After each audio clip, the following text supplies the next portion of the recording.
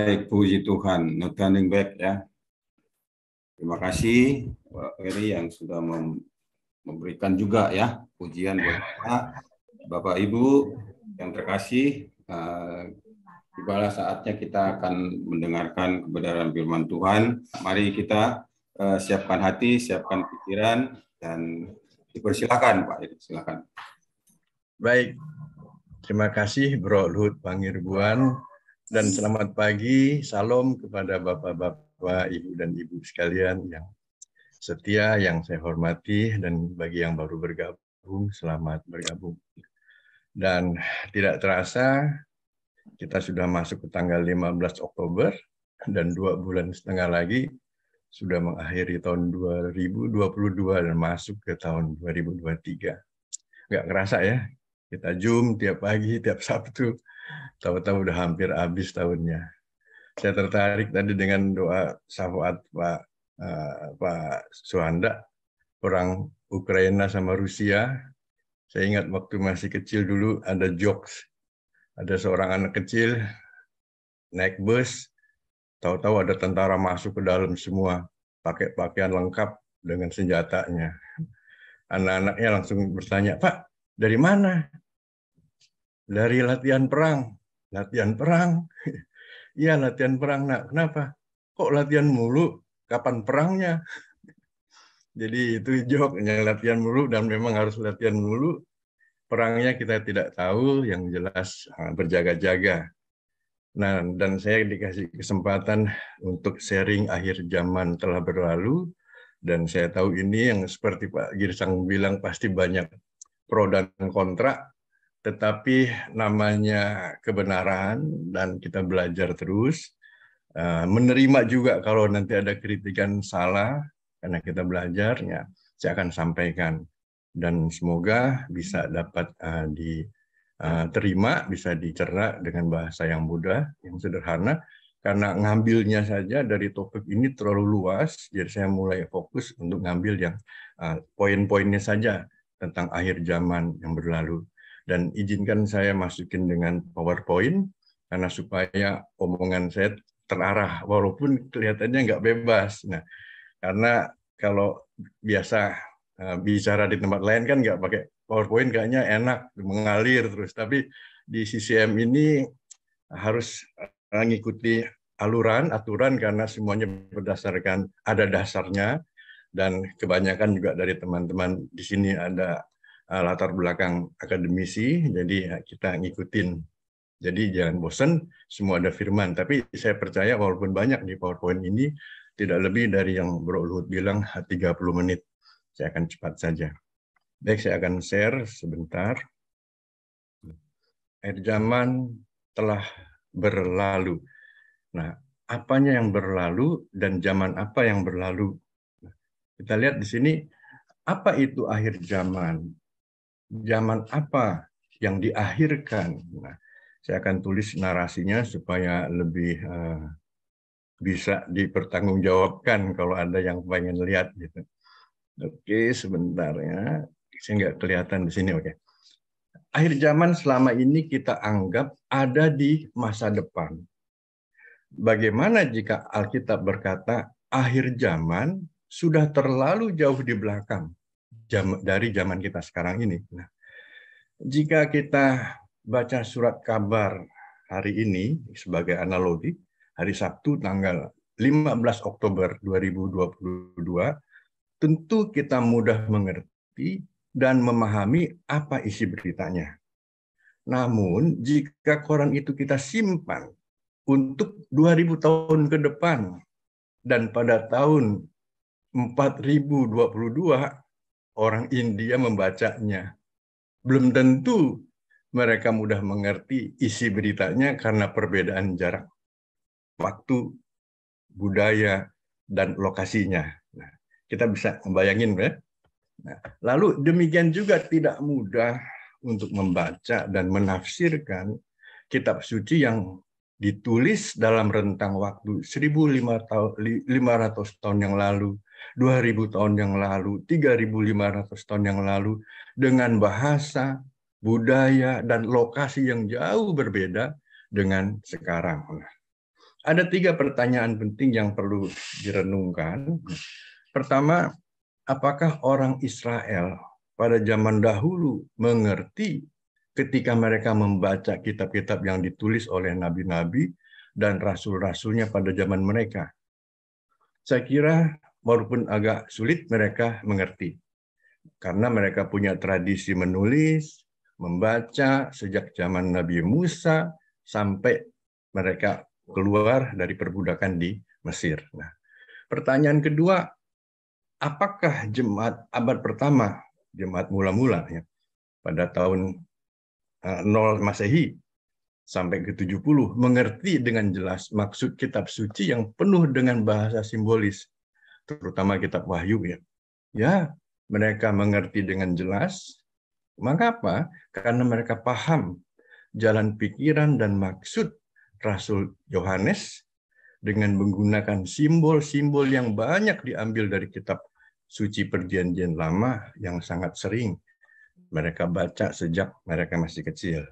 Nah, pertanyaan yang ketiga, ini yang tadi Pak Girsang bilang, mengapa pada zaman sekarang ditemukan tafsiran-tafsiran Alkitab, terutama kitab Wahyu, yang sangat berbeda-beda, bervariasi, dan bahkan berlawanan satu dengan yang lainnya. Nah, khusus untuk nomor 3 ini, saya nggak bahas, karena tema kita, topiknya akhir zaman telah berlalu. Nah, mari kita renungkan istilah akhir zaman menurut kitab suci, dari sudut pandang jemaat abad pertama, dari sudut pandang jemaat mula-mula, dan kepada siapa kitab suci Perjanjian Baru pertama kali ini ditujukan. Tentu ditujukan kepada orang Israel. Nah, jika ternyata renungan ini berbeda dengan gambaran banyak orang pada zaman sekarang ini tentang akhir zaman, mari tetap berdoa, belajar, dan meneliti kembali kitab suci.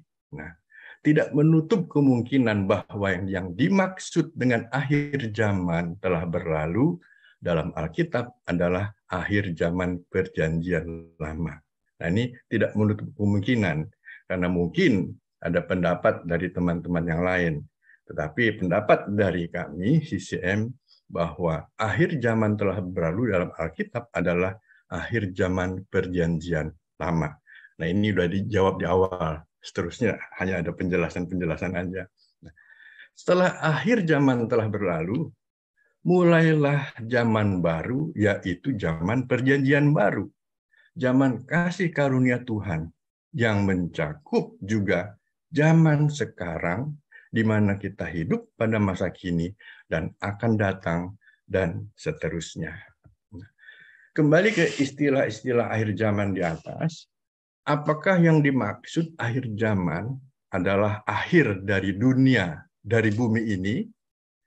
Nah, kita bisa pikirkan bersama, apakah akhir zaman itu yang dimaksud adalah akhir zaman dari bumi dunia saat ini, atau akhir dari suatu era? Kita akan lihat bahwa istilah-istilah akhir zaman dalam Alkitab bisa mempunyai arti yang lain. Nah, 3 hal yang harus dipertimbangkan, seperti tadi di awal dikatakan, kita mempelajari eskatologi adalah kita bicara tentang pertimbangan waktu, bahasa, lokasi, dan juga nubuatan. Bahasa nubuatan dalam kitab Perjanjian Baru banyak memakai kata-kata istilah simbolis, seperti kedatangan dalam awan-awan, sang matahari, bulan, dan bintang-bintang menjadi gelap. Nah, istilah-istilah ini diambil dan dikutip dari Perjanjian Lama. Jika salah mengartikan istilah-istilah ini dalam konteks Perjanjian Lama, maka akan salah pula pengertian kita akan ayat-ayat eskatologis dalam PB, dalam Perjanjian Baru. Nah, penghancuran bait suci adalah tema utama dari akhir zaman.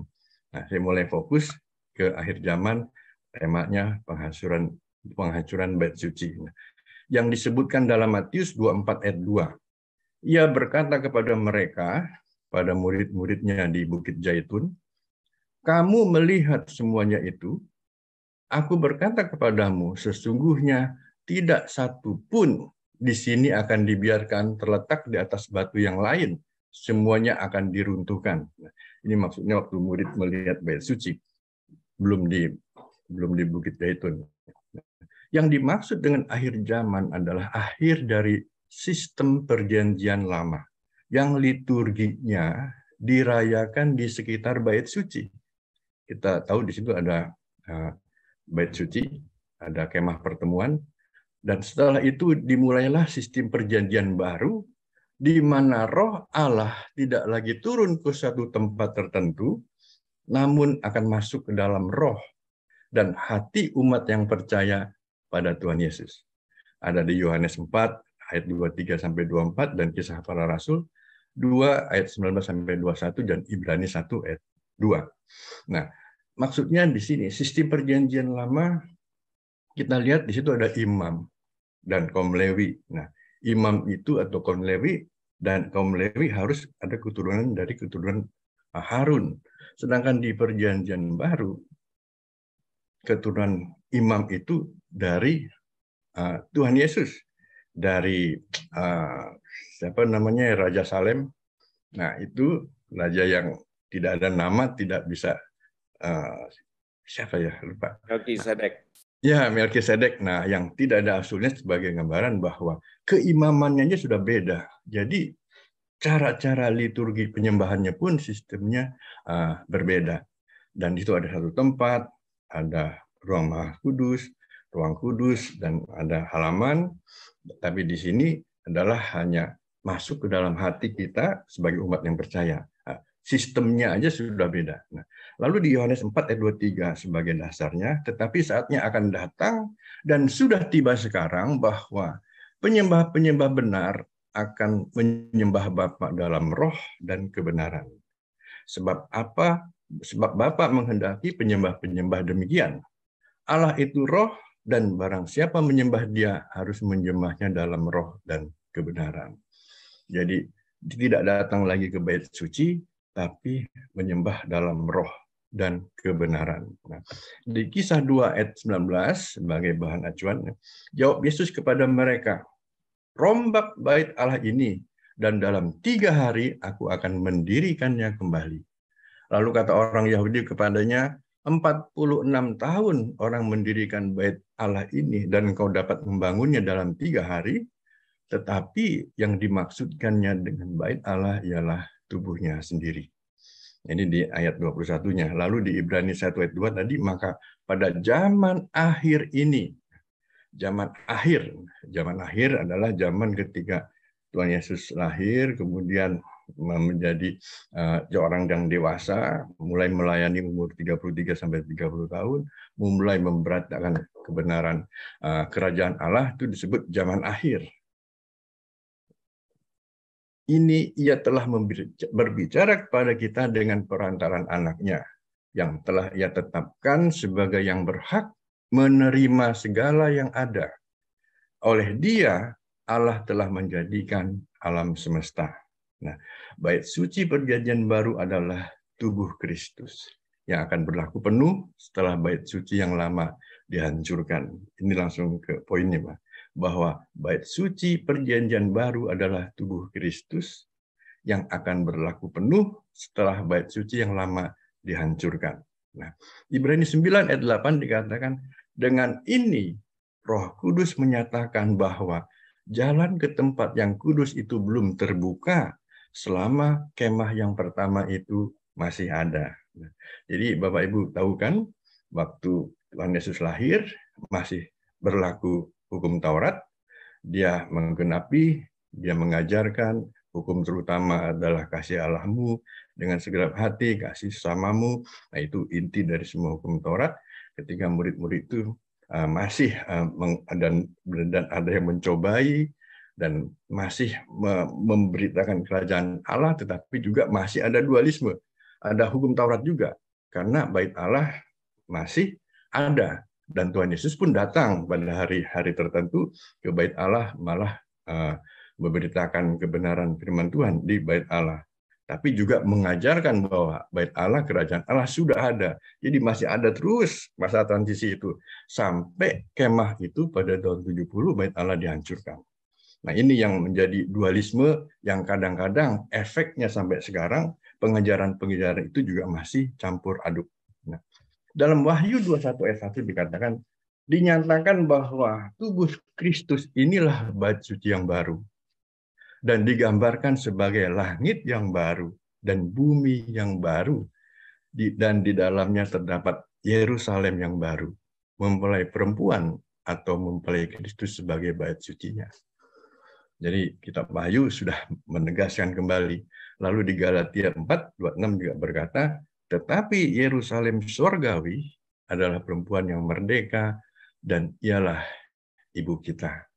Merdeka dari hukum Taurat. Nah, Ibrani 12 ayat 22 juga ditegaskan di sini, tetapi kamu sudah datang ke Bukit Sion, ke kota Allah yang hidup, Yerusalem surgawi, dan kepada beribu-ribu malaikat, suatu kumpulan yang meriah. Nah, umat Allah perjanjian baru adalah tempat kediaman Allah surgawi untuk bersatu dalam umatnya di bumi. Nah, siapa itu umat Allah perjanjian baru?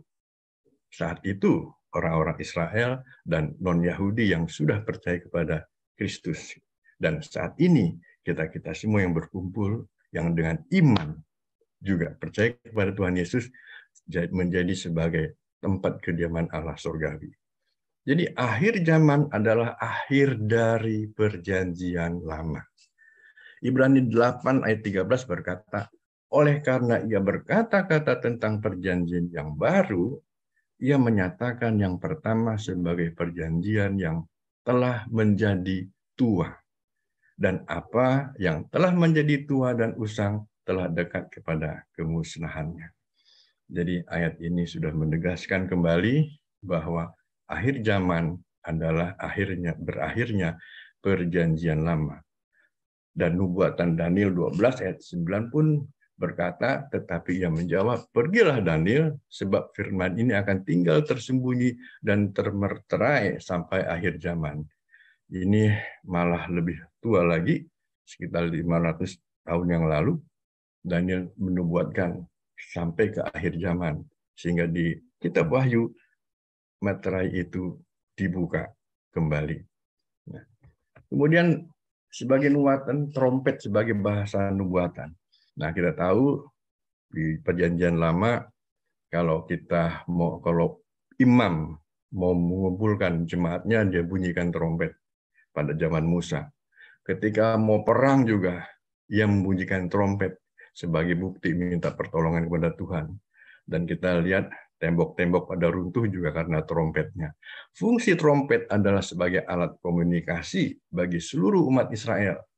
Dalam peperangan, trompet juga berfungsi sebagai sarana doa permintaan kepada Tuhan agar Dia menolong dan menyelamatkan Israel. Saya lihat di TV waktu perang Ukraina dan Rusia, itu bunyi sirene. Mungkin saat ini pengganti trompet itu sirene, ya.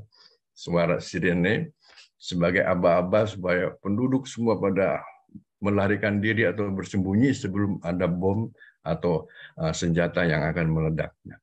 Seperti itu kira-kiranya. Matius 24 ayat 31 berkata, dan ia akan menyuruh keluar malaikat-malaikatnya dengan meniup sangkakala yang dahsyat bunyinya.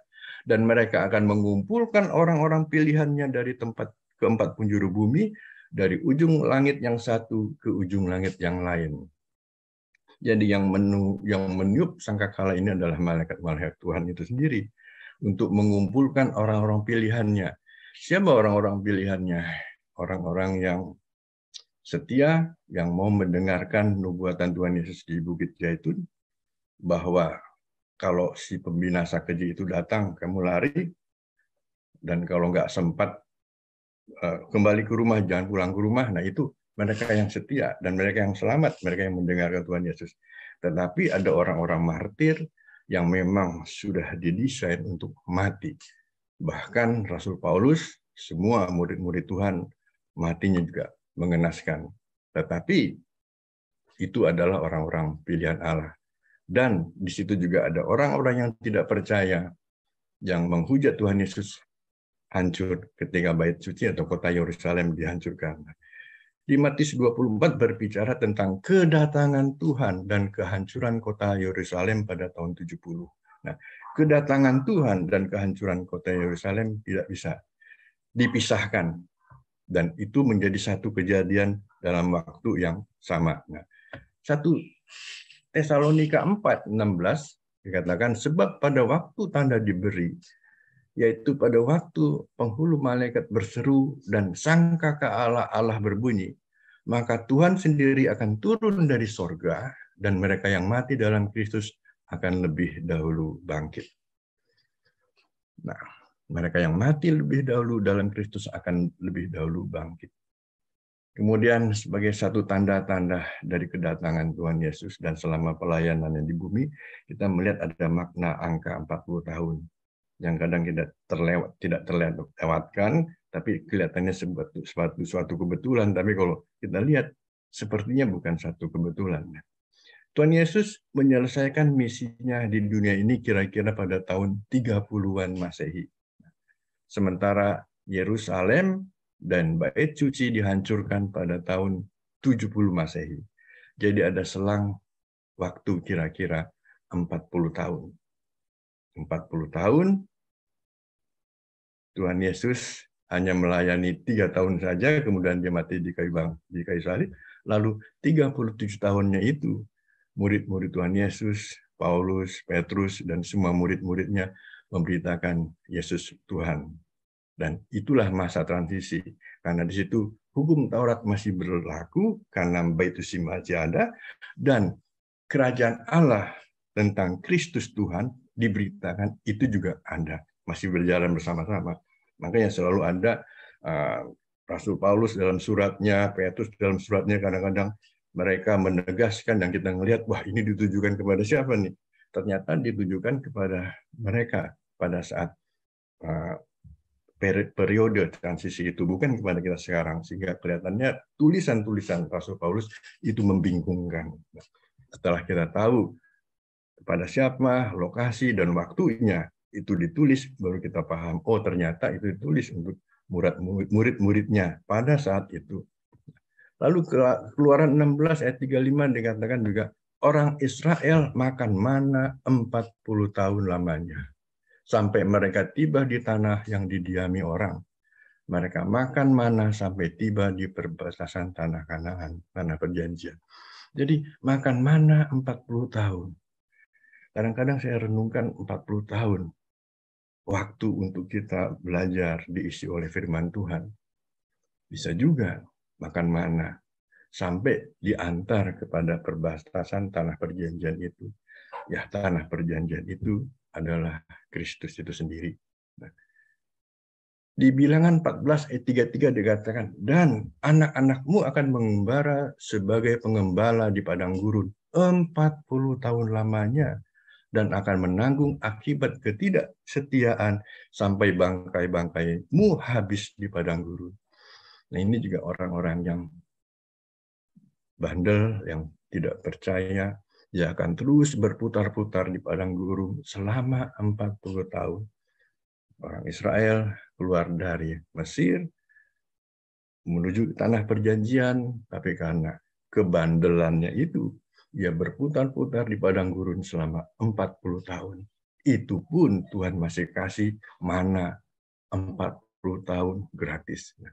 1 Raja 2 ayat 11 dikatakan, dan Daud memerintah orang Israel selama 40 tahun. Di Hebron ia memerintah 7 tahun, dan di Yerusalem ia memerintah 33 tahun. Jadi 40 tahun. Sepertinya ini satu gambaran bahwa Tuhan Yesus pun, walaupun hanya 3 tahun, ia memberitakan Injil, tapi prosesnya ke sana, dampaknya sampai ke 37 tahun ke depan, berarti 40 tahun. Dan 1 Raja 11 sampai ayat 42 dikatakan, lamanya Salomo memerintah di Yerusalem atas seluruh Israel ialah 40 tahun. Kita tahu Salomo adalah raja yang tidak ada bandingannya, hikmatnya, kahyanya pada saat itu. Tidak ada yang bisa mengalahkan. Hampir semua raja-raja datang ingin belajar bersama Salomo yang penuh dengan hikmat. Ia memerintah 40 tahun. Lalu masa transisi 40 tahun. Dalam perjanjian lama, bangsa Israel keluar dari perbudakan di Mesir sebagai gambarannya, dan sementara dalam perjanjian baru, jemaat Kristus keluar dari perbudakan dosa dan hukum Taurat perjanjian lama.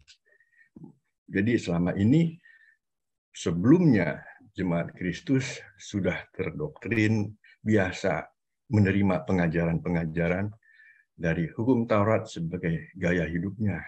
Dan ketika perjanjian baru masuk, mereka juga perlu waktu transisi untuk bisa menerima bahwa mereka adalah bait Allah. Dan Yesus Kristus, guru mereka adalah Tuhan. Agak sulit saya juga membayangkan kalau saya hidup saat itu, saat waktu zaman transisi, saat saya sedang fanatiknya, oleh bahasa sekarang fanatiknya mengikuti hukum Taurat, tiba-tiba datang seorang guru, mengaku Tuhan, mengaku anak Allah. Nah, kita sebagai orang yang fanatik, mungkin kita juga tersinggung. Bisa dimaklumi kalau kita ngikut syarat itu, kita juga marah. Sementara kita mengkuduskan nama Allah dengan YWH, ini malah mengaku-ngaku anak Allah. Bisa dimaklumin, kita juga nggak terima. Jadi masa transisi itu perlu 40 tahun Tuhan berikan. Pengertiannya, dalam perjanjian lama, bangsa Israel keluar dari Mesir, dari perbudakan, dari mental perbudakan waktu di tanah Mesir, supaya menjadi orang yang merdeka. Nah, dalam jemaat Kristus sekarang, keluar dari perbudakan hukum dosa dan hukum Taurat perjanjian lama. Periode masa transisi diberikan Allah agar umat Israel perjanjian lama menyadari bahwa Sang Mesias Juru Selamat mereka telah datang. Nah, menyadari, nah ini kadang-kadang sadarnya itu perlu waktu, dan Tuhan berikan sampai 40 tahun. Di dalam Wahyu 2 ayat 21 berkatakan, aku memberi waktu kepadanya, kepada orang-orang yang masih menolak Tuhan Yesus, untuk mengubah pendirian dan sikapnya, tetapi ia tidak mau. Karena firman Allah yang hidup, terjemahan firman Allah yang hidupnya. Jadi Tuhan memberi waktu kepada orang yang menolaknya untuk mengubah cara berpikir, pendiriannya, dan sikapnya, tetapi mereka tidak mau. Nah, itu juga terjadi di perjanjian lama. Nah, Allah tidak hanya memberikan masa transisi kepada Israel, tetapi juga kepada bangsa lainnya. Bangsa lainnya. Misalnya, Allah memberikan waktu kepada Niniwe, satu negeri Niniwe, 40 hari sebagai gambaran 40 tahun untuk bertobat. Dan Tuhan Yesus tahu bahwa hal tersebut adalah simbol dari apa yang Allah lakukan terhadap Israel. Tuhan Yesus juga tahu bahwa Israel tidak akan bertobat seperti orang-orang Niniwe. Tidak akan bertobat seperti orang-orang Niniwe. Waktu dia menjawab bahwa mereka minta tanda, dan tandanya tanda Nabi Yunus. Itu maksud Niniwe. Sejak semula, Allah hanya mempunyai satu umat perjanjian. Jemaat perjanjian baru adalah lanjutan dari Israel rohani yang benar. Setelah Israel perjanjian lama yang murtad dimusnahkan. Jadi sejak semula Allah tetap memberikan umatnya hanya satu umat perjanjian. Yang minggu lalu Brother Michael Dudi menjelaskan tentang umat perjanjian kepada satu keturunan Kristus, bukan kepada keturunan-keturunan yang lain. Wahyu 21 ayat 3 berkata, lalu aku mendengar suara yang nyaring dari tahta itu berkata, lihatlah, Kemah Allah ada di tengah-tengah manusia, dan ia akan diam bersama-sama dengan mereka. Mereka akan menjadi umatnya, dan ia akan menjadi Allah mereka. Ini sudah satu masuk ke perjanjian baru. Kita langsung melihat dari sisi kedatangan Tuhan Yesus yang kedua. Nah, kita selalu mendengar kedatangan Yesus yang kedua. Nah, yang saya press ini keduanya, penekanan yang kedua. Sering didengar, kita sering mendengar perkataan kedatangan Yesus yang kedua kali. Namun kata-kata kedua tidak ada dalam Alkitab. Kata-kata kedatangan yang keduanya tidak ada dalam Alkitab. Lalu dari mana ide kata-kata tersebut muncul? Kita lihat dalam Perjanjian Lama, kedatangan Tuhan dalam Perjanjian Lama, dalam Yoel 1 ayat 15. Hari Tuhan sudah dekat, hari yang mengerikan, saat yang Maha Kuasa mendatangkan kehancuran. Dalam bahasa Indonesia sehari. Jadi hari Tuhan, kedatangan Tuhan Yesus dibilang hari Tuhan sudah dekat, hari yang mengerikan, saat yang Maha Kuasa mendatangkan kehancuran. Nah, di Perjanjian Baru kita lihat kedatangan Tuhan dalam Perjanjian Baru, Matius 24 ayat 3. Ketika Yesus duduk di atas Bukit Zaitun, datanglah murid-muridnya kepadanya untuk bercakap-cakap sendirian dengan dia. Kata mereka, katakanlah kepada kami, bila manakah itu? Bicara soal waktu, kapan akan terjadi, dan apakah tanda kedatanganmu dan tanda kesudahan dunia. Di terjemahan lain, tanda kesudahan dunia itu tanda akhir zaman. Banyak yang akhir zaman, tapi dalam bahasa Indonesia standar, tanda kesudahan dunia. Nah, jadi dikatakan tidak ada kedatangan yang dua kali. Yang ada di frasa kata yang ditafsirkan dalam Perjanjian Lama dan Perjanjian Baru. Pertama, hari Tuhan. Kedatangan Tuhan. Tanda kedatangannya. Kedatangan Kristus sudah dekat. Kedatangan anak manusia dalam awan-awan. Coba nanti kita cek lagi di Alkitab, di laptop atau di HP, kita tulis kedatangan Yesus kedua kali, kedatangan Tuhan kedua, nggak yang muncul. Tapi hari Tuhan, kedatangan Tuhan muncul. Artinya tidak ada kalimat kedatangan Tuhan keduanya. Yang ada kedatangan Tuhan, tanda kedatangannya, kedatangan Kristus sudah dekat, kedatangan anak manusia dalam awan-awan, dan hari Tuhan. Matius 24 ayat 3 berkata, dan ketika Yesus duduk di atas Bukit Zaitun, murid-murid datang kepadanya secara tersendiri dan berkata, katakanlah kepada kami, kapan hal-hal itu akan terjadi dan apakah yang akan terjadi tanda kedatanganmu dan akhir zaman ini. Nah, ini firman Allah yang hidup. Terjemahannya mengatakan akhir zaman ini, tanda kedatanganmu. Nah, perhatikan, kita sama-sama perhatikan bagian pertama dari ayat di atas, kapan hal-hal itu akan terjadi, merujuk kepada kehancuran bait suci tahun 70. Lalu pada bagian kedua ayat di atas dikatakan apa tanda kedatanganmu dan akhir zaman itu. Nah, ini tanda dari kedatangannya dan akhir zaman adalah sesuatu yang tidak bisa dipisahkan dengan yang disebutkan dengan hal-hal ini yang merujuk kepada penghancuran Yerusalem pada tahun 70 Masehi. Ini bukanlah pertanyaan-pertanyaan terpisah yang dapat dipisahkan, tetapi menjadi dua kejadian yang satu tidak terpisahkan. Nah, para murid saat itu hanya punya satu hal dalam pikiran mereka, yaitu hancurnya bait suci. Dengan hancurnya bait suci, mereka tahu bahwa kedatangan Tuhan Yesus dan akhir zaman Perjanjian Lama sudah ditentukan untuk berakhir. Jadi Tuhan Yesus, murid-muridnya saat itu tidak bertanya, apakah tanda-tanda kedatangan fisik Tuhan Yesus?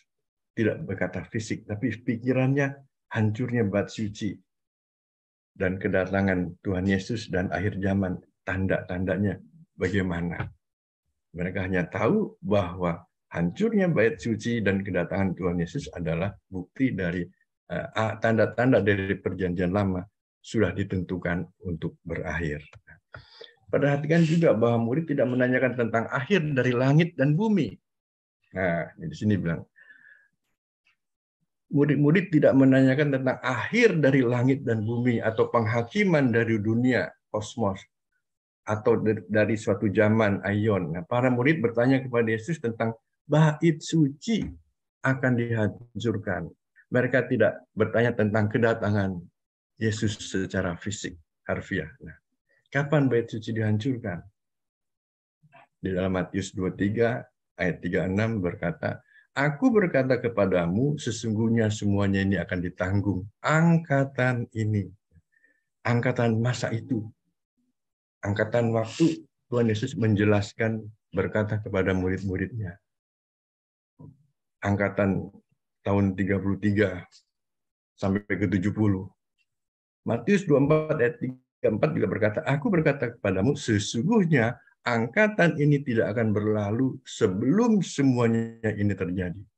Angkatan ini, angkatan yang tadi, tahun 30 sampai 70, sebelum semuanya ini terjadi, sebelum bait suci dihancurkan, sebelum akhir zaman berlalu.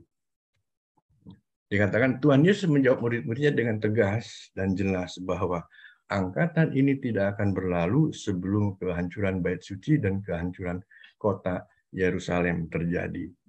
Satu generasi dalam Alkitab adalah 40 tahun, pelayanan Tuhan Yesus saat itu dimulai sekitar 30 tahun Masehi. Maka terjadilah apa yang dimuatkan Tuhan Yesus bahwa kota Yerusalem dan bait suci dihancurkan pada tahun 70 Masehi.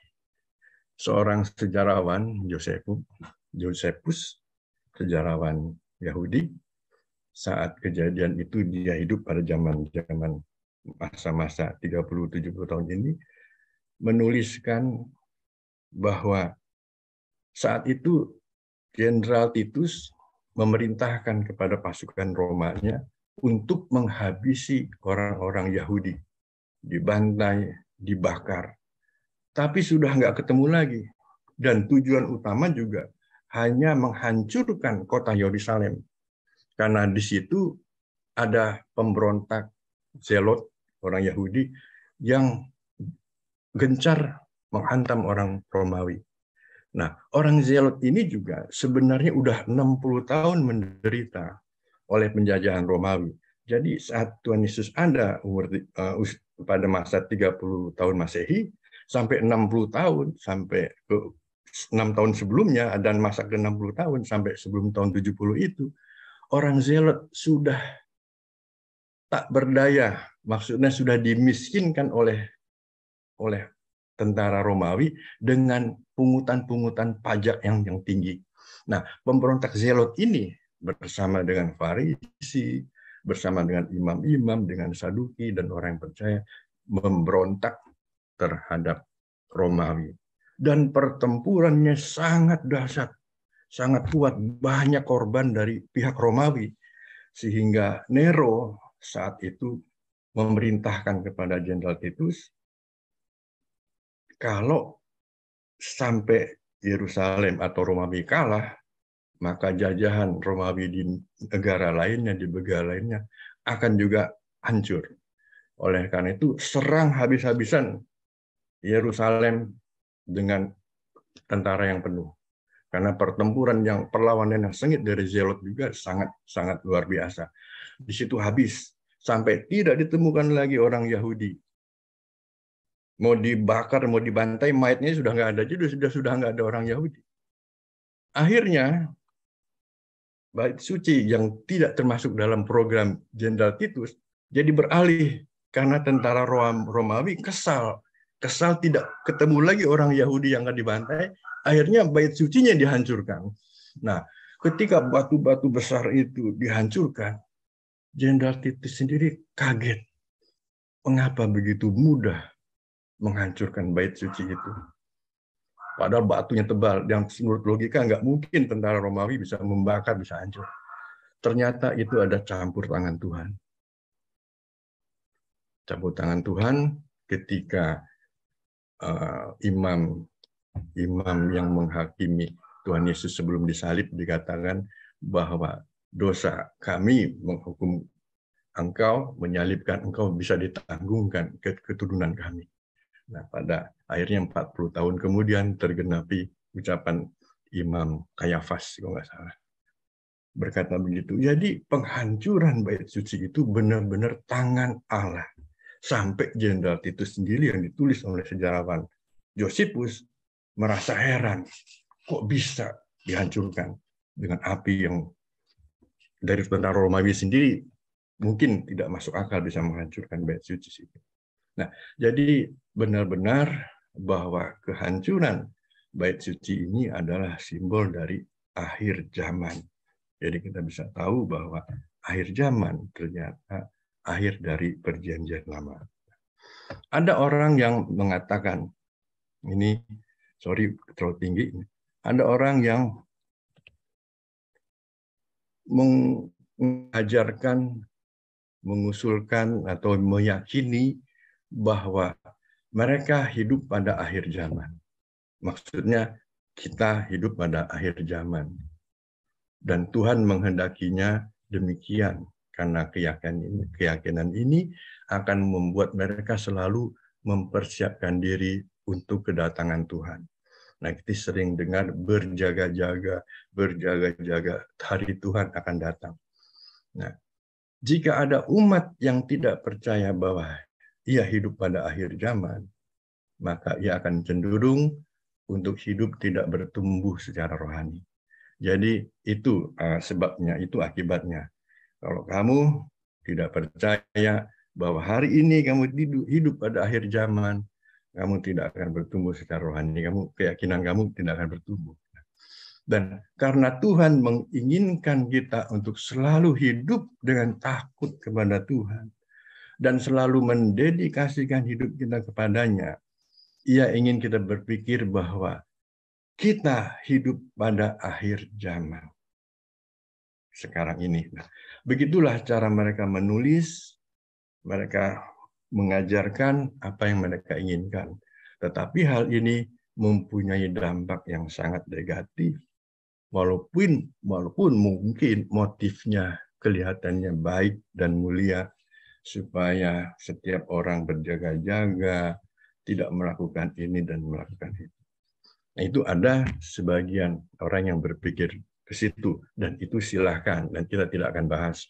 Kita hanya mengulas saja, hanya menginfokan saja bahwa ada yang mengajarkan atau meyakini hal-hal seperti itu. Tidak bisa diperdebatkan, tidak bisa disalahkan. Jika Roh Kudus, nah ini kita masuk ke zaman saat itu, penulisan kitab Rasul Paulus. Jika Roh Kudus menginspirasikan untuk menuliskan suratnya kepada Paulus, Roh Kudus memberi inspirasi kepada Paulus menulis surat kepada surat Timotius, dan ternyata mereka tidak hidup pada akhir zaman seperti yang Rasul Paulus tuliskan dalam suratnya, berarti Roh Kudus menginspirasikan Rasul Paulus untuk menulis suatu penipuan. Nah, ini kalau kita analogikan, kalau akhir zaman saat itu tidak terjadi, tulisannya itu berarti tulisan penipuan. Kalau saat ada zaman itu kita tarik saat ini.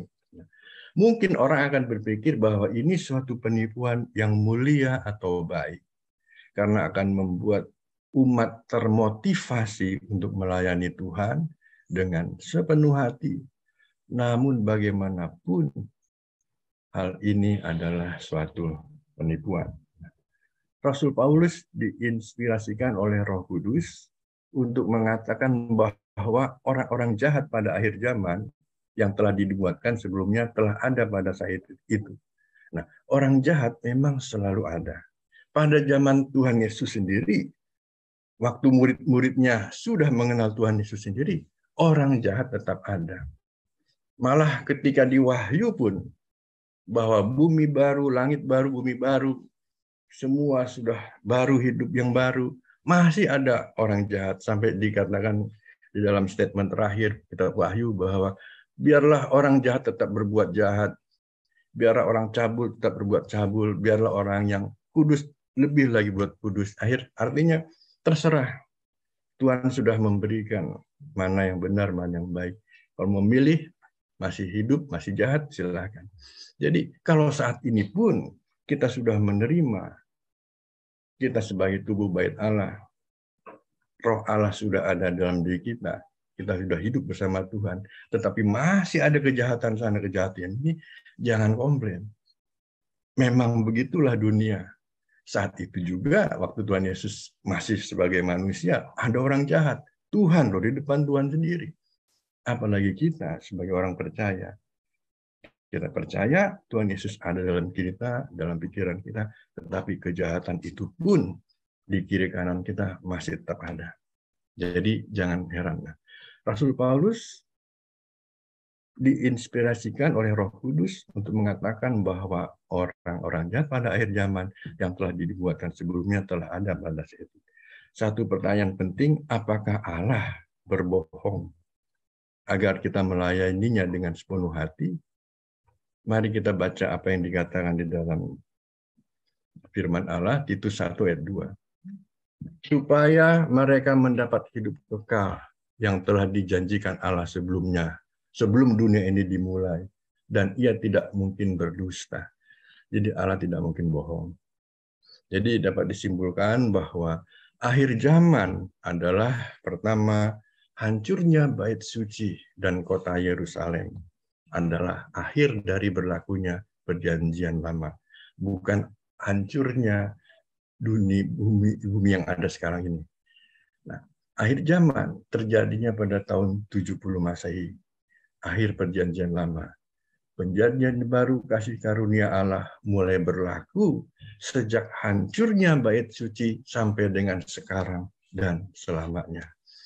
Akhir zaman bukan akhir dari hancurnya dunia fisik ini. Setelah akhir zaman berlalu, apa yang harus kita lakukan? Yang harus kita lakukan, pertama, bersyukur kepada Tuhan Yesus. Ia datang untuk menghancurkan bait suci 2000 tahun yang lalu di Yerusalem. Bersyukur bait suci itu telah berpindah kepada setiap orang percaya, pada kita semua di sini, sebagai tubuhnya, baitnya. Bersyukur ketiga dengan menghargai, menghormati para rasul, orang-orang percaya saat itu, periode 30 Masehi sampai 70 Masehi, yang mati sebagai martir karena pemberitaan Tuhan Yesus. Dan bersyukur dengan menjadikan pelajaran atas sikap orang-orang Farisi, Saduki, imam-imam, dan orang-orang yang binasa karena ketidakpercayaan mereka kepada Tuhan Yesus. Dan bersyukur karena sekarang orang-orang percaya sudah hidup bersama Yesus, Tuhan sampai selama-lamanya. Secara fisik kita tidak kelihatan bahwa Tuhan itu hidup bersama kita, tapi secara roh kita merasakan. Ia hidup bersama kita saat ini juga, bukan ketika ia mati. Ketika jasmani ini kembali kepada tanah, debu kembali kepada tanah seperti semula, dan roh kembali kepada menganugerahkannya, kita juga sudah bersama-sama dengan Tuhan. Jadi kadang-kadang ada istilah hanya ganti baju, karena kita masih mengenakan baju yang bisa binasa. Saat kita meninggal, kita sudah mengenakan tubuh surgawi. Rohnya sudah selalu bersama dengan Tuhan. Jadi hanya ganti casting. Nah, bayangkan apa yang terjadi jika orang percaya menyadari akhir zaman telah berlalu, bahwa tubuhnya adalah bait Allah. Teman-teman bisa bayangin, kalau saat ini semua orang percaya mengerti bahwa akhir zaman telah berlalu, itu maksudnya perjanjian lama, dan bahwa tubuhnya adalah bait Allah, tempat roh Allah diam dalam hati dan pikiran kita. Pertama, hidup merdeka, walau masalah kehidupan tetap ada. Hidup jadi berani karena disertai Kristus, sang kehidupan itu. Hidup berhikmat karena ia sumber hikmat. Hidup damai karena ia sumber damai sejahtera. Hidup kreatif karena ia sang pencipta langit dan bumi. Hidup penuh harapan karena ia sumber pengharapan. Hidup menjadi berkat karena ia sumber berkat. Hidup berdampak karena ia terang dunia. Hidup bahagia karena ia sumber kebahagiaan hidup. Yang terakhir, hidup kekal bersama karena ia sumber kekekalan itu. Saya pikir waktunya sudah habis, nanti kita bisa Q&A, dan teman-teman dari CCM juga bisa bantu saya kalau banyak jawaban, banyak pertanyaan yang jelimet yang tidak bisa jawab. Sekian firman Tuhan, kiranya memberkati Bapak Ibu sekalian tentang akhir zaman telah berlalu. Tuhan Yesus memberkati. Haleluya, puji Tuhan. Terima kasih Pak Heri. Yes. Firman-Nya dan kebenaran yang dibukakan kembali ya. Dan semakin dikuatkan bagi mereka yang sudah memahami, tapi bagi mereka yang masih dalam pertanyaan, nah akan ada nanti sesi tanya jawab, dan mungkin dibantu juga dengan para hambanya yang lain juga ya untuk menjelaskan.